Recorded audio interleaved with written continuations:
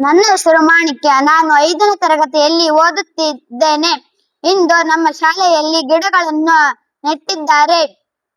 ನಾವು ಗಿಡಗಳಿಗೆ ನೀರು ಹಾಕುತ್ತೇವೆ. ಕೆಲವರು ನಮ್ಮ ಸುತ್ತಮುತ್ತ ಇರುವ ಮರಗಳನ್ನು ಕಡಿಯುತ್ತಾರೆ, ಏಕೆಂದರೆ ಗ್ರೌಂಡ್ ಅನ್ನು ಮಾಡುತ್ತಾರೆ. ಕೆಲವರು ಮರವನ್ನು ಕಡಿದು ಆಕ್ಸಿಜನ್ ಸಿಗುವುದಿಲ್ಲ. ನಾವು ಗಿಡ ಮರಗಳನ್ನು ನೆಟ್ಟಬೇಕು. ದೇಶದಲ್ಲಿ 90% ಗಿಡಗಳು ನಡೆದಿದ್ದೇವೆ ಮತ್ತು 10% ನಾಶವಾಗಿದ್ದೇವೆ.